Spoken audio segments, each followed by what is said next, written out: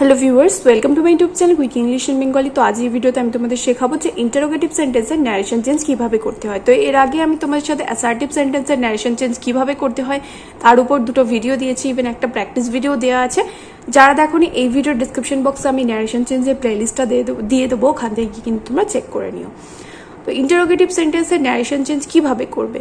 প্রথম কথা, এটা হচ্ছে ইন্টারোগেটিভ সেন্টেন্স। প্রশ্ন দুরকম হয়, একটা হচ্ছে ইয়েস নো কোশ্চেন, যেটাকে বলা হয় হ্যাঁ বা না প্রশ্ন, আর একটা বলা হয় WH ওয়ার্ড দিয়ে, মানে কোথায়, কিভাবে, তুমি কিভাবে স্কুলে যাও। তো এইভাবে যে প্রশ্নগুলো করা হয়, যেগুলোতে WH ওয়ার্ড থাকে, সেগুলোকে সেই প্রশ্নের উত্তরগুলো কিন্তু আমরা অন্যভাবে দিই। সেগুলোর প্রশ্ন উত্তর কিন্তু আমরা হ্যাঁ বা নাতে দিতে পারি না। যেগুলো ইয়েস নো কোশ্চেন, যেমন তুমি কি আমাকে চেনো, তাহলে সে উত্তর দেবে যে হ্যাঁ চিনি বা না চিনি না।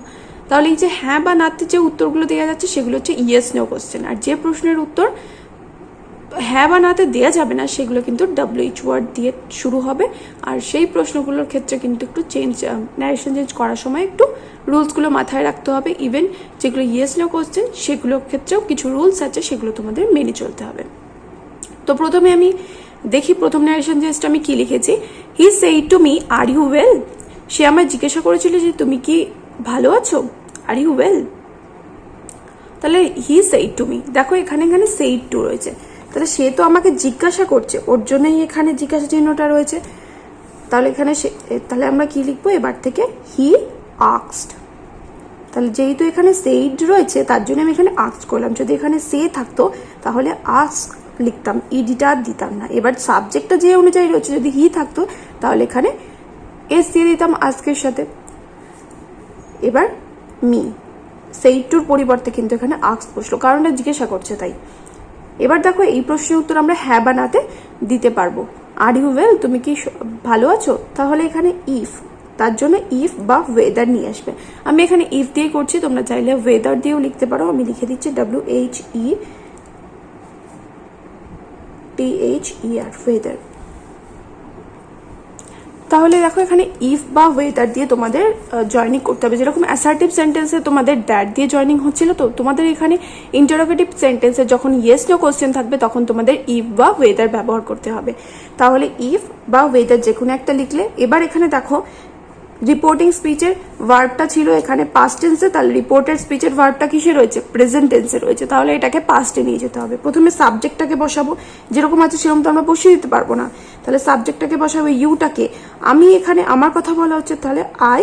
এবার আর থাকলে কি হবে? ওয়াজ হয়ে যাবে, কারণ আই এর সাথে এখানে ওয়াজ বসে, ওয়্যার বসে না। I was well. এবার ফুল স্টপ দিয়ে দেবো। ন্যারেশন চেঞ্জের ক্ষেত্রে কিন্তু জিজ্ঞাসা চিহ্ন দেবে না, যেটা ভয়েস চেঞ্জের ক্ষেত্রে জিজ্ঞাসা চিহ্নটা কিন্তু থেকেই যাবে।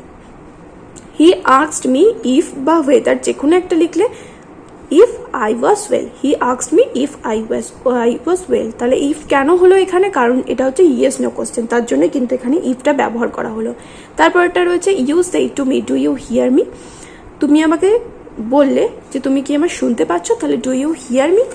তুমি কি আমার শুনতে পাও? তাহলে ডু ইউ হিয়ার মি।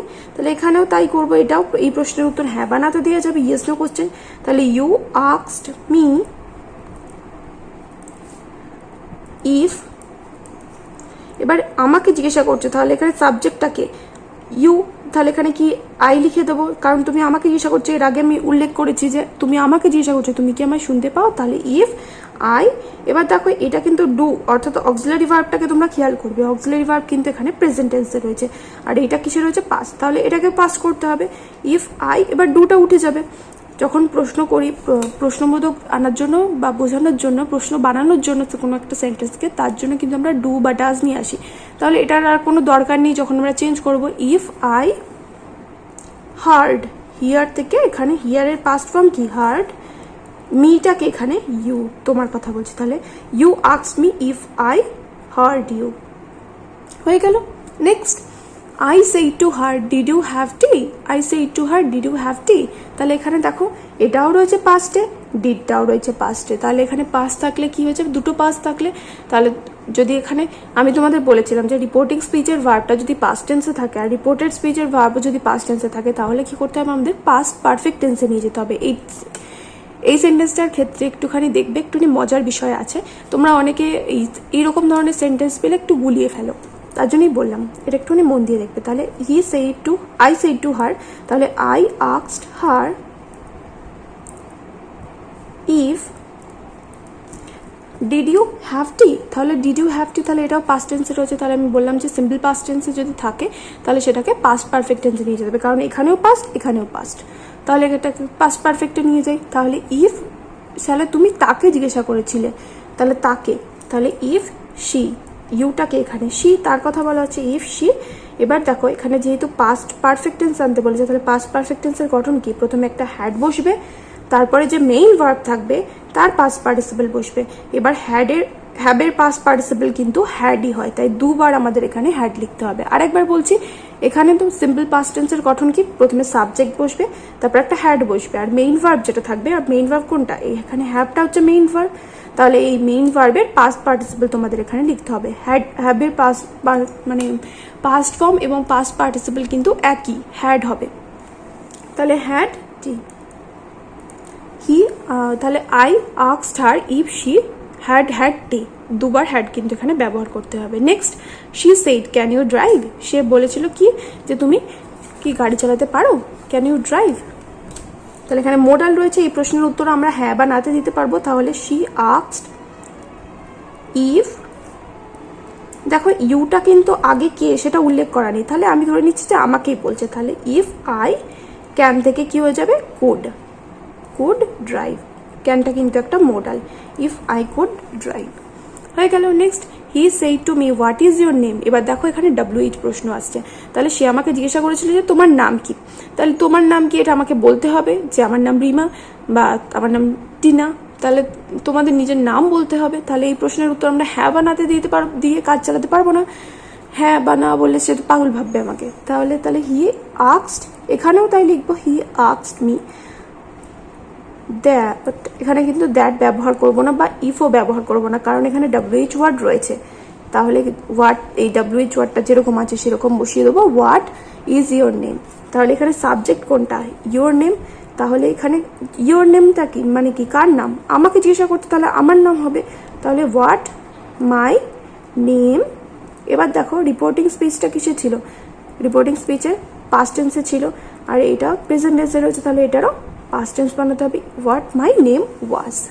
ওকে, তাহলে প্রথমে সাবজেক্ট বসালাম, তারপরে কিন্তু মেইন ভার্ব বসালাম, এটা কিন্তু খেয়াল রাখবে। অনেকে কি করে এই চেঞ্জটা ইজ থেকে ওয়াজ করে দেয় আর ইয়োর নেম যেরকম লেখা আছে সেরকম লিখে দেয়, এরকম করলে কিন্তু হবে না, তাহলে কিন্তু তোমাদের অ্যান্সারটা পুরোপুরি ভুল হয়ে যাবে। তাহলে প্রথমে ওয়ার্ড বসাবে, তারপরে সাবজেক্ট যেটা আছে সেটাকে নিয়ে এসে বসাবে, তারপরে মেইন ভার্ব যেটা সেটা বসাবে। Okay, next, you said to me why have you come, you said to me why have you come, তাহলে তুমি আমাকে জিজ্ঞাসা করছো যে কেন তুমি এসেছো, তাহলে এটা চেঞ্জ করলে কি হবে, ইউ আস্কড মি, এটাও WH কোশ্চেন, তাহলে ইউ আস্কড মি, তাহলে ওয়াই যেরকম আছে সেরকম বসুক, ইউ আস্কড মি ওয়াই, ইউটাকে আমাকে জিজ্ঞাসা করেছো, তাহলে ওয়াই আই, এবার হ্যাভটার পাস্ট ফর্ম কি হবে, হ্যাড, কারণ এখানে রিপোর্টিং স্পিচটা কিসে রয়েছে, পাস্ট টেন্সে রয়েছে, আর হ্যাভটা রয়েছে প্রেজেন্টে, তাই ইফ আই হ্যাড গো হলো, তাহলে কাম থেকে এখানে গো হয়ে গেল, কিন্তু এই জিনিসটা মাথায় রাখতে হবে। এবার তোমরা যদি ভাবো যে এটা যদি তোমরা শুধু এখানে গো লিখে দাও তাহলে কিন্তু এটা ভুল হয়ে গেল, কারণ এখানে কাম থেকে চেঞ্জ হয়ে, আমি তোমাদের আগে অ্যাসার্টিভ সেন্টেন্সে যখন রুল নাম্বার মানে সেকেন্ড ভিডিওটা দিয়েছিলাম, পার্ট 2টা যখন দিয়েছিলাম, তখন কিন্তু আমি তোমাদের ভিডিওর মধ্যে একটা ছক দিয়ে দিয়েছিলাম যে এখান থেকে কি কি কোন ওয়ার্ড থাকলে কি চেঞ্জ হয়, যেমন টুমরো যদি থাকে তাহলে ওটা হচ্ছে ডাইরেক্ট স্পিচ, ইনডাইরেক্টে নিয়ে গেলে কি হবে, দ্য নেক্সট ডে হবে, তো সেরকম কাম থাকলে কি হয়ে যাবে, গো হয়ে যাবে। কিন্তু এখানে ওয়াই হ্যাভ ইউ কাম, তাহলে এটা কোন টেন্সে রয়েছে খেয়াল করো, এটা রয়েছে প্রেজেন্ট পারফেক্ট টেন্সে, তাহলে প্রেজেন্ট পারফেক্ট টেন্স থাকলে সেটা কিন্তু আমাদের পাস্ট পারফেক্ট টেন্সে নিয়ে যেতে হবে, শুধু কাম লিখলে হবে না, কামের পাস্ট পার্টিসিপল কিন্তু কামই হয়, তাহলে এখানে গো ওয়েন্ট গন হবে, তাহলে এখানে লিখতে হবে gone, why I had gone. Next, why did you lie, she said, কেন তুমি মিথ্যে কথা বললে, তাহলে এটা কিসে রয়েছে, এটাও পাস্টে রয়েছে, তাহলে এটাও পাস্টে রয়েছে, তাহলে এটা সিম্পল পাস্ট টেন্সে রয়েছে, এটা তোমরা দেখে বুঝতে পারছো। তাহলে এখানে চেঞ্জ করলে কি হবে, তাহলে হি, প্রথমে লিখি হি আস্কড ওয়াই, ইউটা কিন্তু এখানে আগে কে উল্লেখ করানি, তাহলে আমি ধরে নিচ্ছি আমাকেই বলছে, ওয়াই আই এবার এখানে কি হবে, ডিডটা উঠে চলে যাবে। পাস্ট পারফেক্ট করতে গেলে কি করতে হবে, একটা হ্যাড আসবে, ওয়াই আই হ্যাড, এবার লাই থেকে কি হবে, লাইড হয়ে গেল। তাহলে লাই এর পাস্ট পার্টিসিপল কি, লাইড। তাহলে he asked why I had lied. Next, এবার তোমাদের সাথে পরের ভিডিওতে দেখা হবে। পরের ভিডিওতে আমি তোমাদের সাথে ইন্টারোগেটিভ সেন্টেন্সের ন্যারেশন চেঞ্জ প্র্যাকটিস করাবো। দেখা হবে নেক্সট ভিডিওতে। Till then by.